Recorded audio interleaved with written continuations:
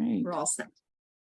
Wonderful. Thank you so much, Terry, for that introduction, and welcome to our program today regarding medication and adherence. I developed this program along with Mark Huffmeyer, another pharmacist that was a former resident of mine that we still coordinate together, along with Sanders Brown Center on Aging and UK College of Pharmacy. So he is on this presentation as well. And so just to get started, I have some objectives I want to review.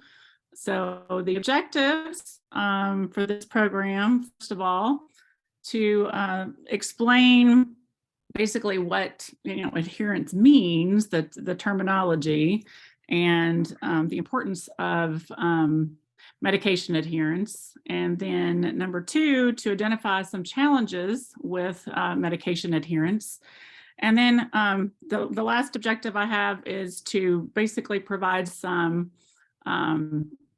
tips and hopefully some information that might be helpful for helping someone to improve their medication adherence.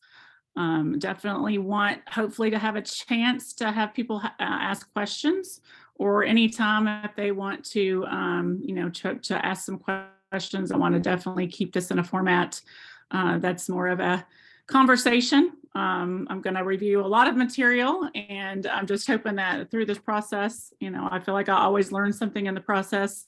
I love to learn from other people and experiences, and I'm hoping that I can share some information that might be helpful to someone that someone that you love. So thank you for letting me be a part of your day. So the first thing I want to talk about is a little bit of terminology. So medication adherence. So according to the World Health Organization, the definition it's defined as the degree to which the person's behavior corresponds with the agreed recommendations of the healthcare provider. And adherence is more of a term that we've used more recently. In the past, you might have heard of the term compliance. And compliance is more of a term that refers to, are you complying with the directions of the healthcare provider? So it's kind of more of a authority over you're complying with what they're asking you to do. Whereas adherence incorporates it's kind of a collaboration between the patient and the provider. So there are a lot more factors that come into play with adherence, which is a much better way to look at adherence, because it needs to incorporate, it does incorporate a lot of different things. So you're incorporating, the provider's expertise and opinion, but you're also incorporating the patient's aspect of their lifestyle, values, and preferences. So, and to come up with an agreed plan. So looking at I just put a couple of points on the slide. Jamie, I'm not sure if you can forward through that to slide number 4. But so approximately 50% of patients do not take their medications as planned or as recommended. And then the non-adherence factor contributes to a huge percentage of treatment failures. So for chronic disease states. So you can see how important adherence is to long-term outcomes, long-term health goals, and trying to figure out the reasons for non-adherence can definitely help us move forward with better plan to improve those numbers and improve those long-term healthcare outcomes. Medication taking behavior is a super complex scenario. It involves so many different factors, and each one of them are very important to consider. So you've got the patient side, so the understanding or their inability to understand or comprehend the directions or recommendations. And then you have the provider side, so their ability to communicate their plan, how are they presenting that or providing the information to the patient and explanations. Complex medication regimens, so looking at how complex, the recommended directions are, or, the times of day that they're taking them and incorporating them into their current lifestyle factors into it. So you've got that part of it. And then you've got the healthcare system component. And that component ranges a lot as far as there's limited time for patients to spend in their medical appointments. So that's considered kind of a healthcare system impact, to where access to get appointments, and then you're there for an appointment and maybe you want to have questions answered, but there's only a 15-minute allotment for those appointments. So that's kind of a healthcare system contributor to this problem. So I just kind of wanted to review a difference between adherence and compliance, and that there's a lot of things that factor into that adherence component. So moving on to looking at some importance. Why is adherence important? We talked a little bit about some of those percentages for failures, but just kind of wanted to go to, look at some specifics as far as the taking medication directed are important because they can help control symptoms for certain conditions that we're taking medications for. To get the maximum benefit of medications, it's important, that we're taking them correctly. And then it ensures consistent drug levels in the body. So for chronic, treatments, things that we take on a daily basis, it maintains those levels that we need, that we consider to be therapeutic, to where they will work for these long-term goals that we have.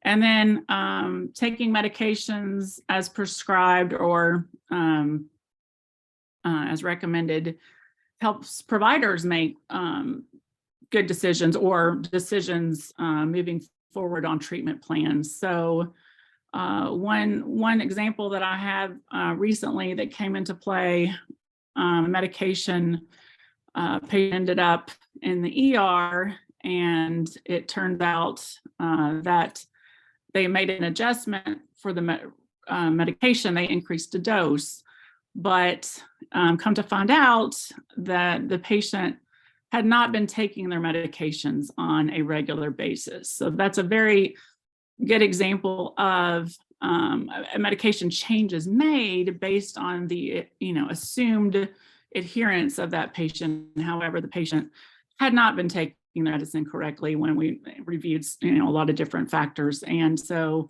working with the providers, what we ended up doing is come up with a plan to get them adherent to their current regimen, rather than to make an adjustment that might be, cause other problems. So that's another example. And then just not all medications that we take are intended to be taken routinely. So we have as needed medications, and those are important too, because one thing that I just want to highlight, and I work really hard with providers trying to make sure for any as needed medication they order, that I'm asking them to put a reason for why the patient is to take them or take it. Because we at the acute moment, the person would probably know why they should take that, but 6 months down the road, they may not remember why they had that medication or what it was for, because it may just say to take every 6 hours as needed, but have no idea why they might need to take that medication. So those are factors that are important to define, so that we have a good understanding of what medications are to be taking every day, and other medications are only to be taking, on an as needed basis, and only specifically for a certain, symptom or condition that they're having. So a little bit about the complications or consequences of non-adherence. Basically, conduct and that shows some major outcomes from non-adherence of medications, and that includes worsening of disease states. So that's one thing. Death is another consideration for consequence of medication non-adherence. And then increased healthcare costs. And that is a blanket, statement, but yet you think about it and you break it down, the increase is not only potentially personally to the person, as far as to the patient themselves, as far as out-of-pocket healthcare expenses. So maybe they end up in the hospital and they have, a copay, or they have, they have to be treated for other things because of the consequence of not taking their medication correctly. And then you have an increased overall cost on the whole healthcare system and or Medicare system for the older patients. So we as a society, pay for that because that's something that we're all responsible for. So it's worsening of health outcomes, but it's also increasing healthcare costs on patients and the healthcare system. So and sorry, I don't know if y'all are seeing the rest of the slides, but my one slide is on the cascade effect, is basically, a waterfall. And it's just something that I like to use that gives me a visual of one thing leads to another, leads to another, leads to another. And an example that I could use would be a patient that takes a medication to prevent stroke. So maybe they have an irregular heartbeat and they take a medication to prevent stroke. And if they're not adherent on that medication, then that greatly increases their risk of a stroke. And if they have a stroke, then the consequences potentially of that are loss of function. And then the loss of function leads to loss of independence. So maybe they were, living in the community in their own home, and then they end up having a stroke from not taking their medications correctly. And then they could end up having to move to a higher level of care. So the cascading effect is definitely, something to look at of what one thing can lead to the next. And I just try to use that as an example to kind of see how that plays in.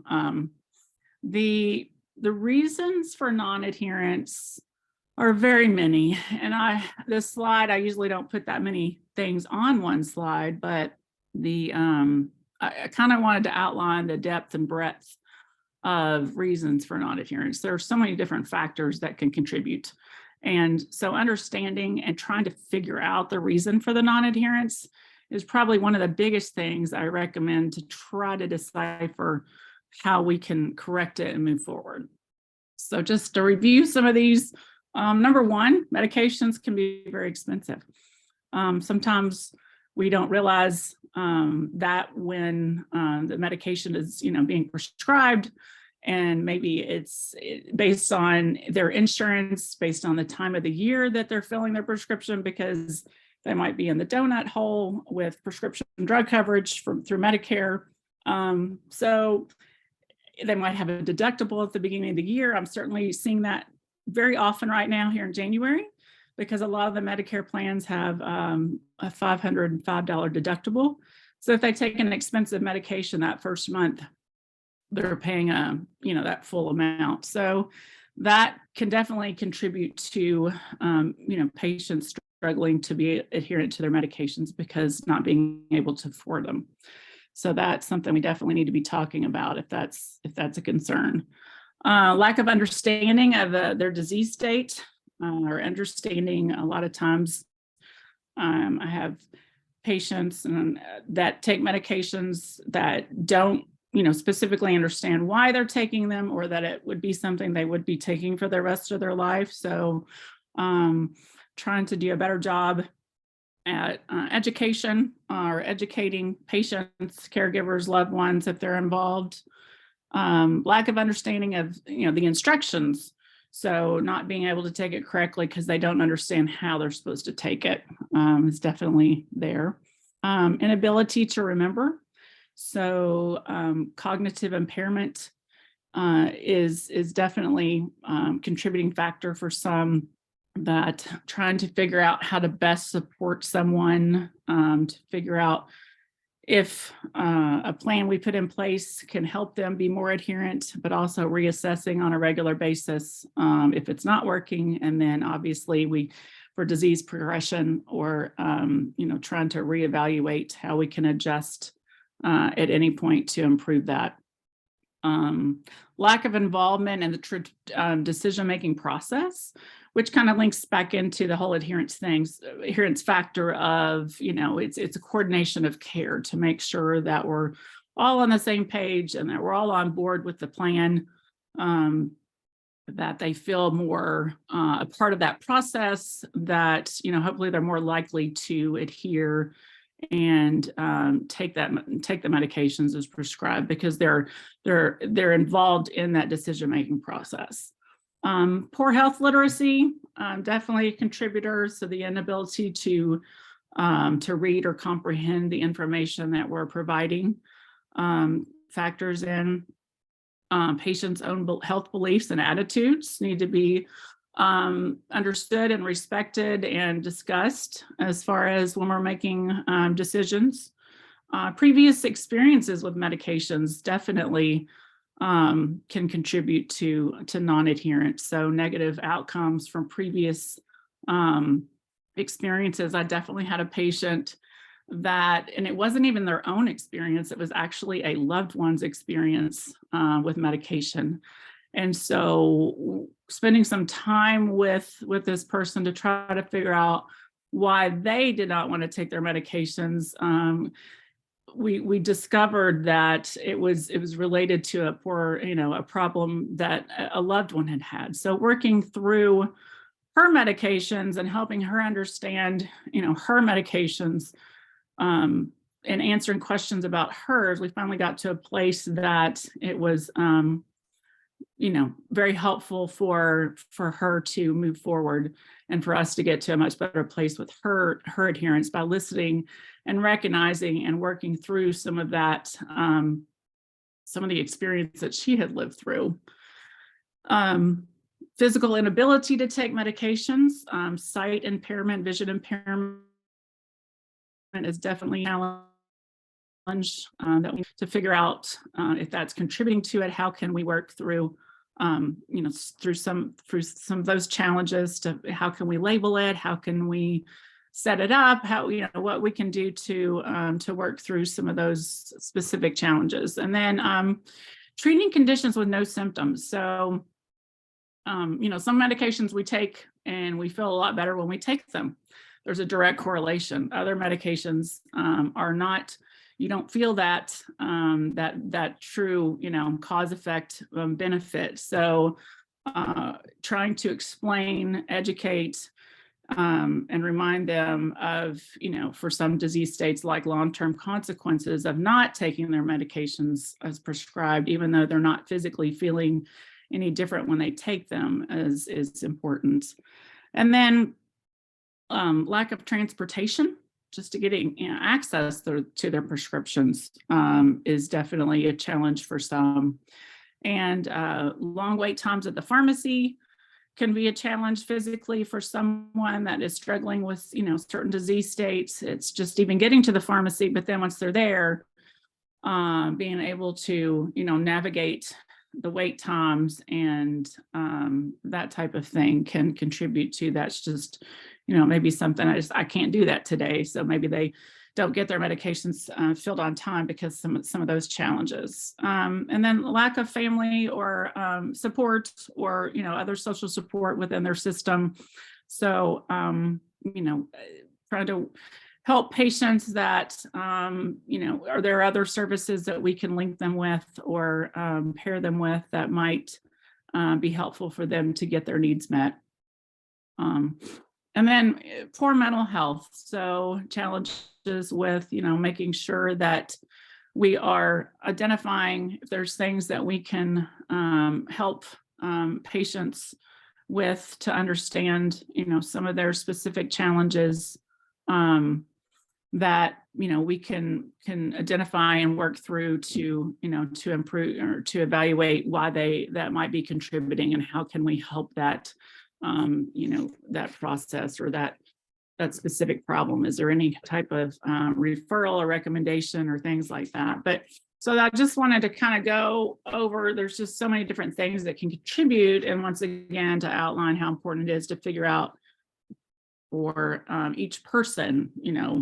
Obviously they're not going to all apply, but you just try to figure out what's contributing for that specific individual to figure out how we can try to evaluate solutions for that.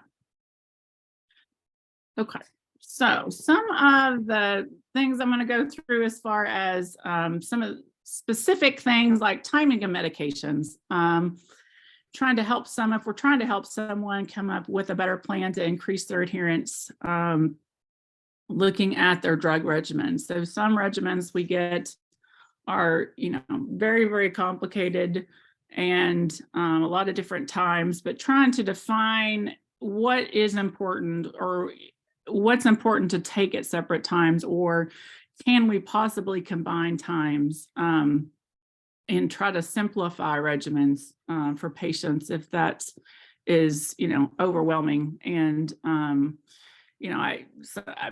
I've had a patient who was taking medicines like 8 times a day, but when we broke it down and really reviewed everything, we were definitely able to pare it down, which greatly led to increased adherence because they were struggling just to even get through the day around their medication regimen. And a lot of people don't really understand when they are supposed to take a medication. So trying to be able to spend some time to look at the overall medication regimen to see, things that we maybe are okay to take at a different time. So maybe they're overwhelmed with how many medications they take in the morning. And so we can reevaluate to see if there are certain medications that we could take at a different time of day that would not, be a problem to switch. And that I certainly would recommend reaching out to a pharmacist for that consultation or, medical provider to look at those specific things to evaluate, a possible change in times of medications. Safety and efficacy is something I like to review as far as everyone processes medications differently. Some medications work for some work for others, some have adverse reactions, some have allergies. So it's so individualized, and I can't highlight that enough as far as one thing that I see that I certainly just want to point out for just a brief second is sometimes people that take a medication, it works great for them, and so they want to recommend it to their friend or their loved one. I had this happen this past week. Well, all my friends take this and it's great, and so I think I should take it too. So that again, or sharing medications, which we always want to discourage, but most times it's someone trying to be helpful to a friend or a loved one to help them feel better. So the intentions are good, but we really don't want to do that. Each person is individualized. They have their own providers, and we need to be respectful that their medications are being evaluated for their individual needs and not based on someone else's experiences and that kind of thing.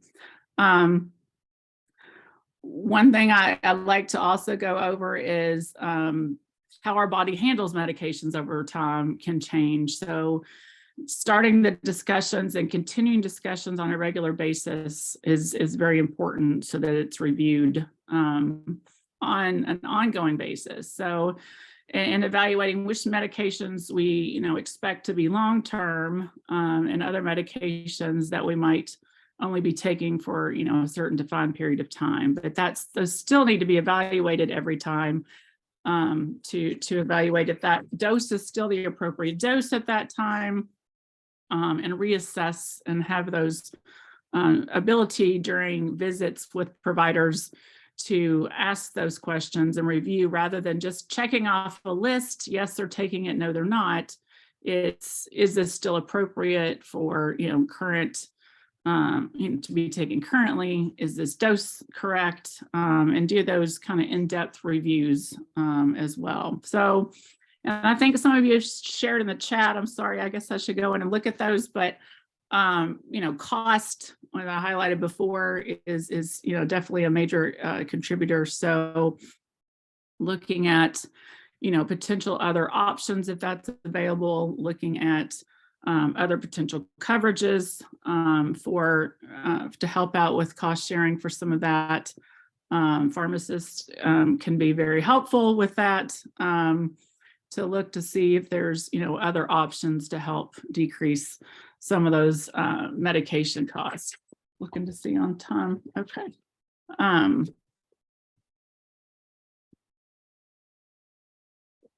For a brief pause real quick, I'm just going to look at some of the chats to see if there's anything that we want to bring up.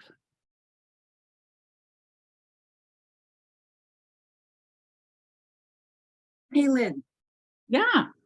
I didn't put it in the chat because I'm still trying to comprehend this in my mind. And I'm wondering if you or anybody else on the thing has any idea. Is you talked about, the appointment times with the providers are very short. So you have a lot to cover in a very short period of time.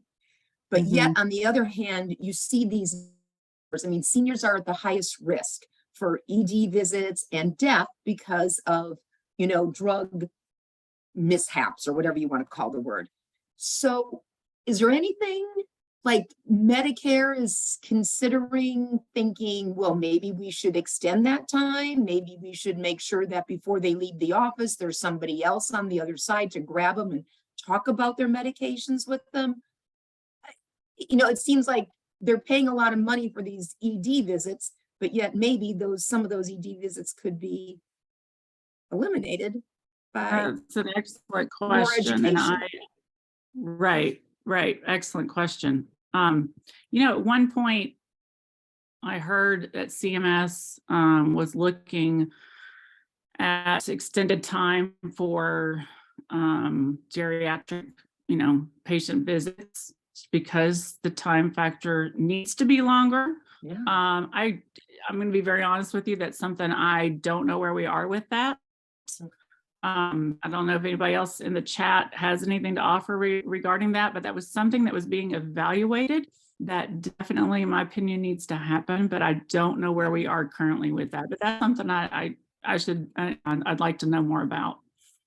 Yeah, it just seems like we're just kind of completing the circle and going around and now where we have to break that cycle somewhere, Right. And I would think that cycle would start with the providers.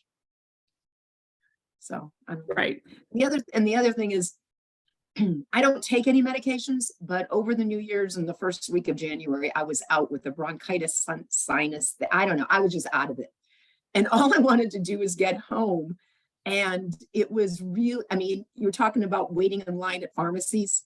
My patience was like little tiny, none. I just wanted to fall asleep on the floor and curl up. I don't think I was in a great mind to hear what they were saying either. How to take this stuff, how to do this inhaler, all this other stuff. I just want to get out of there. I just want to go home and go back to bed. But I knew I needed to get something to get me beyond this. So I don't know. That's just another point. I don't know. Not really a question. Well, I appreciate you sharing that because it's so true. So your ability to even comprehend the recommendations, instructions at that time is, you're feeling so limited. It's like you're just ready to get out of there. So that is definitely a problem. And I certainly and at that point, the inhaler part is so important to help you feel better, right? So yeah. And I'd never used one before. So I'm like, I don't know what I'm doing with this thing. Right. So that instruction component is super important. I think someone might have had a response to that, or let's see. Oh, good question. Yeah, that delivery factor too is extremely frustrating to me. I could go off on a whole nother presentation about patients, and even with Medicare plans, and some of them have retirement benefits that pay for their prescription drug coverage, but still they don't have a choice of pharmacy. So I've definitely had patients that I currently can't take care of because they're restricted by their insurance or the pharmacy can't take their, their insurance, and that restricts access to, for certain services. Yeah. And one of those being delivery. So I could talk all day about, how patients should always have, the ability to, choose their own, pharmacy, and have access to the services they need. And so in looking, it's like, how can we move to, for us to communicate how important these challenges are? And it's something I work on every day. And it's actually nice to see, other people, not that I want anybody to struggle with that, but yet it's like, how can we work together to help us be heard? And that's something, obviously, with our KPHA, and pharmacists that I work with through them, trying to advocate for how we can, get past some of these system challenges, to help people get what they need, because they're real, and they contribute to, real poor outcomes. And it's like, they always want us to be able to justify the cost savings. So trying to, certainly some of the things that I've done to put that into the on the healthcare system in order for this to create change. So a continuing thing that, I passionately work to get past. So as far as some of the tips for, improving adherence, there's so many different types of medication organizers. And I will say some are a lot better than others. I definitely have familiarity with, several different kinds. We have a electronic med box, and I've got a picture of that in the presentation that we use, the MedReady. But there's a bunch of different options. I definitely have worked through challenges of some, and I do. If anybody ever wants to chat more about that, they can reach out to me at Wheeler. But some of these are much more user-friendly. Some of them make a lot of sense to us if we are able to, handle them, with dexterity. We are able to understand how they work. But for someone with memory impairment or cognitive impairment, what seems logical to us is not to them. So, I use these. I do recommend using these for someone to improve adherence, but we do have to make sure we're picking the right type, or following up to assess if it's actually working or helpful. If not, to figure out maybe why, and to reassess and maybe try a different one. But the certain ones that are, certain people can do a whole 30-day system, and they do make those. Other people, might be able to do a weekly one, but you really have to figure out, for each person, what level of support they might have in their home or not have in their home, plays into, which type of, pill planner or medication planner that we're utilizing. And then, trying to, like I said before, simplify the drug regimen to make it, doable for that person. And just like we're doing today, highlighting teamwork and collaboration and sharing of information. I can't highlight that enough as far as the communication factor or component to this process. It's something that I work on every day, trying to increase communication between healthcare providers, direct communication. So, because I feel like that is so important. And with families or caregivers, the importance that a person that's trying to help someone that is pushing back on them, and providing support for understanding those challenges and trying to help them think through it and work through it, and what's maybe a next step, or just helping them not to feel alone in the process of trying to figure out how to help someone. So it takes us all working together to come up with better outcomes. And so following up with, if I have a question that I can't answer, I feel like needs to be coordinated with their healthcare provider, that I'm reaching out and, asking to speak with the provider, or at least, and I certainly don't get to do that very often, but when I do make those connections, or I form those relationships with the healthcare personnel in the office, that I feel like over time, it gets to a better place to be able to communicate with each other, because we're all trying to help the patient have better outcomes and overall outcomes for everyone involved. But that when you have an experience where you've collaborated on something and you've had a positive outcome, that you remember those and you build off of those and you see the value in that. And I can't, highlight that enough. When I talk about formulating a plan, we want to come up with a plan to help someone with adherence, but then we want to, put it into motion. So we come up with it, develop it, and we put it in place. Then we once we do that, we've got to monitor that plan. We've got to check on them, whether it's you've done a medication planner for a week, and 2 days later you're over there checking on them. Then you're going to check to see if they've taken the right time, the right day, that kind of thing. So we're monitoring that, and then we're going to reassess if we need to make a change. Do we need to continue with current plan? Hey, this is working great. Do we need to, readjust the plan and, start with an amended version or a new version? Because it's something that I do. I don't have all the answers, but I this week personally struggling with a plan that we put in place. It's not working. So it's like, okay, let's think of another way to target this and try to change this to make it work. And then, putting that plan in place and monitoring, because for one patient I had him planned for 3 years. The plan has worked great.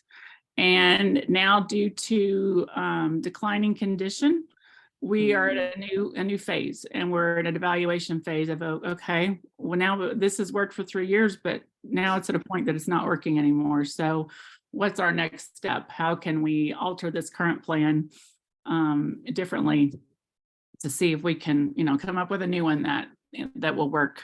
So that continuing to monitor and reassess as needed is super important. I listed a couple of things about diet, drug interactions, diet interactions with medications, because, adherent, as we talked about before, so many factors. There's also, the outside factors of, taking a lot of different medications, and then take, things that are in our diet that can interact with medications. So they can, work to increase drug levels for some drugs, decrease drug level of other drugs, decrease absorption of certain drugs. So some people that are, stable on medications for a long time, and a new medication gets introduced, then we need to make sure that, it's not interfering and interacting with some of their other medications to kind of change everything, change that status quo. So that's an ongoing thing, because, medication regimens change over time, and then diet. So that's back to the education factor on, our parts, as far as trying to help people, to help them understand the specifics of, like you were saying, Terry, when you're getting all this information thrown at you at once, and you may be feeling really poorly. So we need to make sure that we are communicating the most important factors, or that we're providing, some type of information for them to take with them to hopefully help remind them too. But over-the-counter herbs and supplements are another, big factor. There's so many products available from so many sources now, that I, want to make sure that when we're evaluating medication regimens, that we're asking questions, or we're looking to make sure that if they're taking any additional supplements, that we're also including those on medication lists, because they can, potentially cause interactions or other problems with medication regimens. And it's important to factor those into the overall review for safety and efficacy. That a lot of people feel like those are, oh, that's not, at the store, but knowing that they're taking them needs to be involved in that review and conversation. So just kind of wanted to highlight that for a moment. Drug disposal, when I go and visit in a home, trying to do a medication reconciliation and looking at everything they're taking, one thing I try to do is get old medications out of the home. So discontinued medications, expired medications, it happens to all of us in our cabinets, that we have medications that we need to dispose of, get rid of, things that are discontinued, to make sure we're getting rid of those safely. And a lot of pharmacies, fortunately, now have drug disposal places, bins in their pharmacy. We have one at our pharmacy now, to where we can dispose of them safely. They're not going in our water supply, and they get disposed of appropriately. I know they have them at the police station. They have the big bins there too.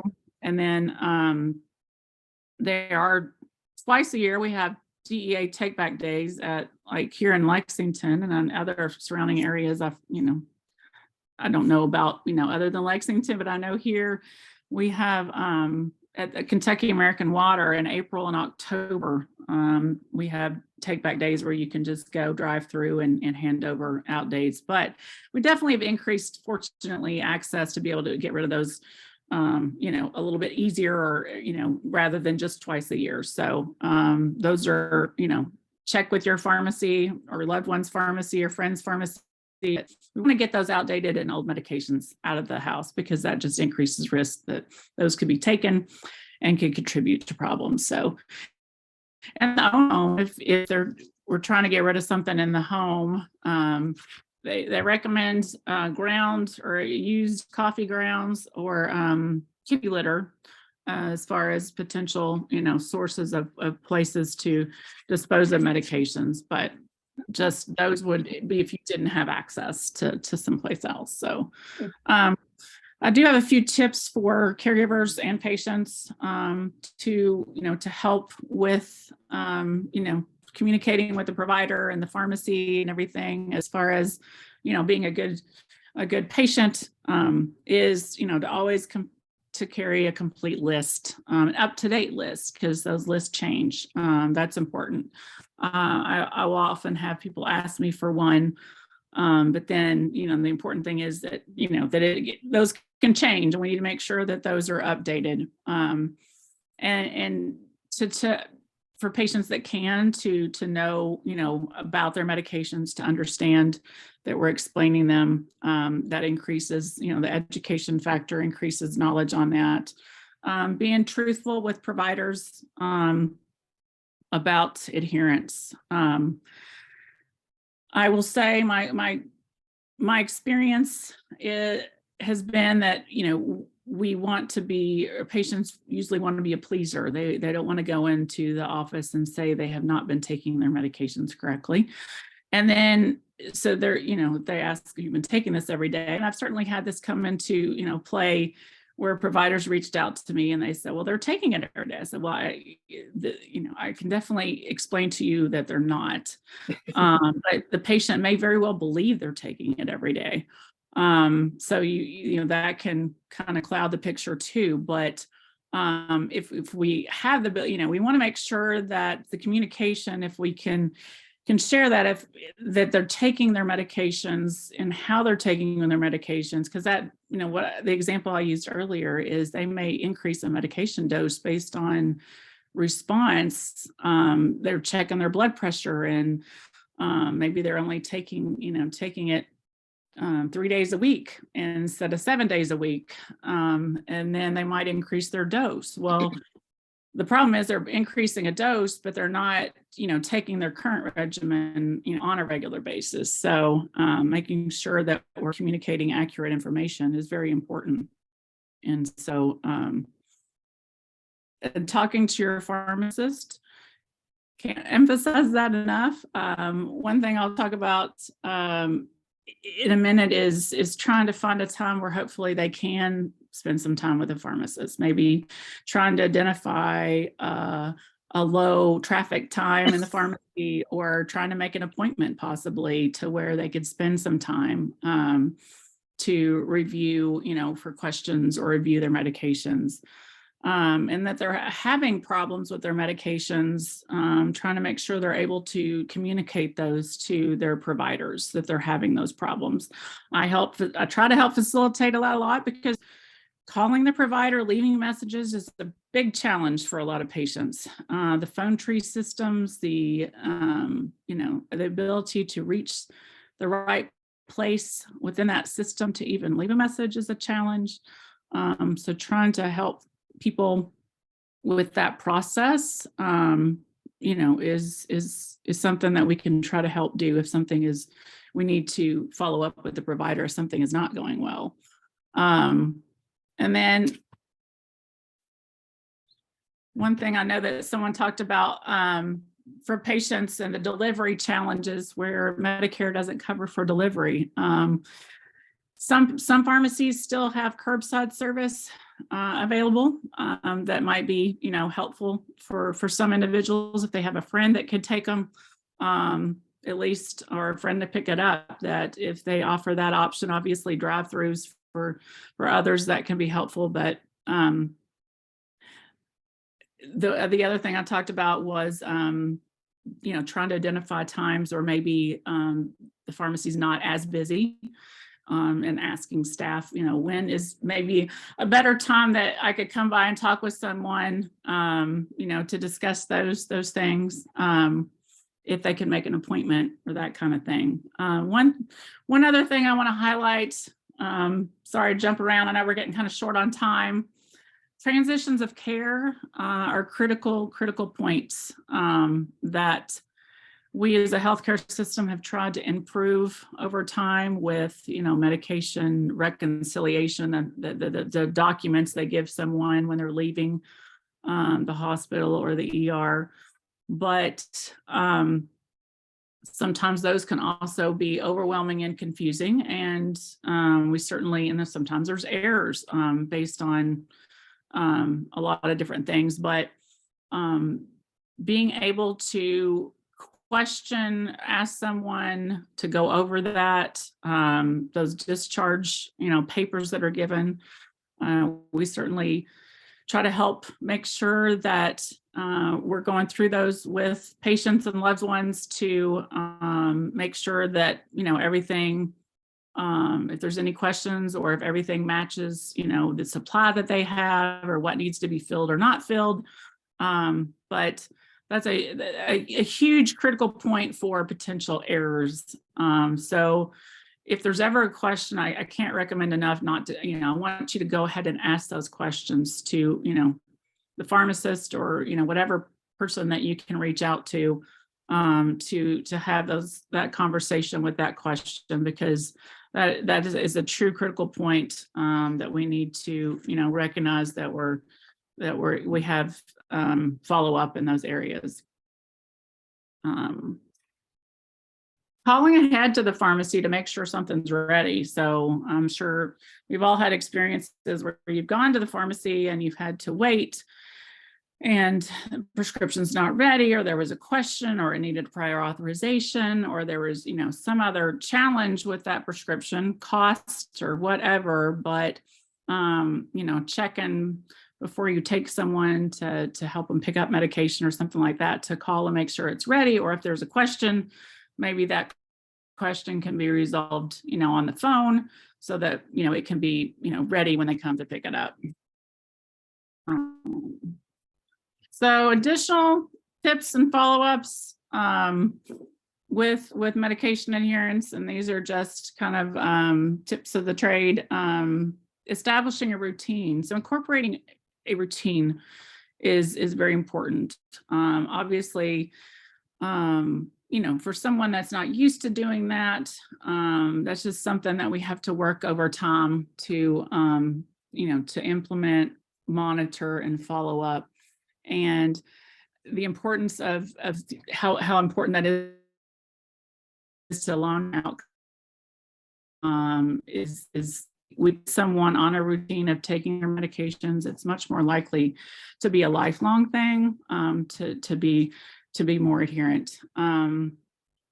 A lot of people that need the most help are the most resistant to help. So people that truly think they're taking their medications correctly and they're not is a huge challenge. There's no perfect answer. I certainly, if anybody has any specific questions about that or wants to talk about that more, that's something, I work through on a daily basis, trying to figure out how to help those that are, extremely resistant to help. And that's, something that reevaluating a new plan, trying another one, but how do we work through some of that? I'd be glad to talk to you more about that. Drawing a line on safety. So when a person may be a danger to themselves or to others is when we really, need to, be involved. It's just something, we want to. I have so many times where just not being aware that there was a problem, but just to be making sure we're keeping our eyes and ears open and we're looking at things that we can evaluate to make sure that someone is safe, and they're not a danger to themselves or to others. To limit distractions, provide support, whatever that may look like. Sometimes calling them to check on them every day, popping in when you can, following up on that. To simplify anything that we can simplify is important. That we're being respectful but persistent in that follow-up and monitoring, because obviously we have their best interests at heart, even though they may not realize that or believe that. But reaching out for support for someone to discuss it, like I said, I can't tell you how many times just having someone and trying to help someone else that's reaching out to me and just being able to listen to the challenges that they're specifically having and trying to work through some of those specific things, has been a great benefit to them to take the time to listen and try to help problem solve through that. I did list a couple of, at the bottom, some tips to medication adherence websites that might be helpful for some. I greatly appreciate your time today. I know we talked about a lot of things. I would love to have a chance to talk and answer any questions, specific questions if I can. Thank you, Lynn. This was great. So, very informative. I have a quick question. Any recommendations on pill dispensers for those with cognitive decline, those in cognitive decline? Is there any one or two machines that you think, yeah, this works pretty well with that? Well, I will say the electronic version, and that's the one that I'm familiar with the most with, is the MedReady brand. It is available directly through MedReady Inc., and you can also get it on Amazon. It is the most simplistic one that I've utilized, and I've used it for years, to where it's programmable up to 4 different times a day. Up to, they'll hold 7 days of medicine if they take medicines 4 times a day. But that's the one that I've found to be the most user-friendly for the person filling it and for the patient. As far as the daily, medication planners, the ones that where they're not all completely connected, okay, are easier to use for people. We have a system, it's not commercially available that I know of, but I know they make certain versions where each dosing time has a container that's removable from the system. Just dexterity issues. I know the planners where everything's all one piece is hard to open the specific compartment they need, and you have to turn the whole thing upside down. So I do recommend the ones that are more individualized, to where, sometimes it's just like morning, noon, evening, and dinner, like you can pull that one piece out, or even the ones that are completely separate actually are usually, you can customize that, because some people that only take medicines twice a day, you know, you can remove the containers out and simplify it to where they only have the morning and nighttime compartments, which can be very helpful for some people.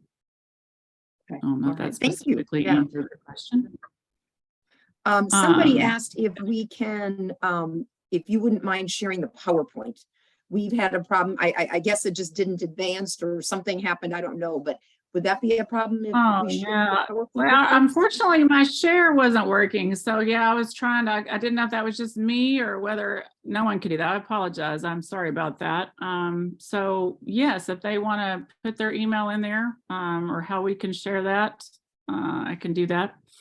Okay. I'll be If they sending a follow-up register- email after with the PowerPoint and a brief survey as well as the link to the YouTube where we're going to upload it. Mhm. Yeah. I did see someone commented on a pill pack from CVS. I've had the exact same experience. They come in a strip pack, and other places have offered that too. And strip packs can be very helpful for some people that can handle that.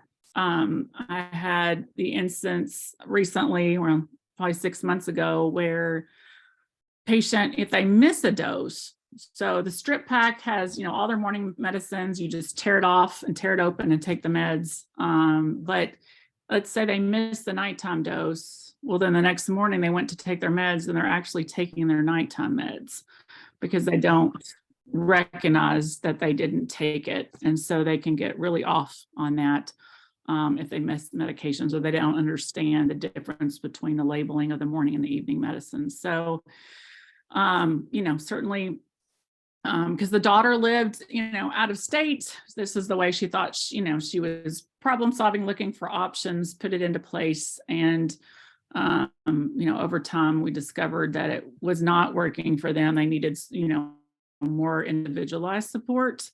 But, you know, for certain people, that could, you know, definitely be an option. But once again, I highlight that it's kind of like a monitoring to see if it's appropriate or, you know, is it good, you know, for this specific person, to make sure that they're, you know, not having problems with it. That makes sense. Yeah. All right. Well, we're out of time. We ran over a little bit. Sorry about that, folks. And thank you, Lynn, for sharing with us today. As Jamie said, we will get the PowerPoint and the recording of the presentation sent out. If you've registered, we'll have your email then.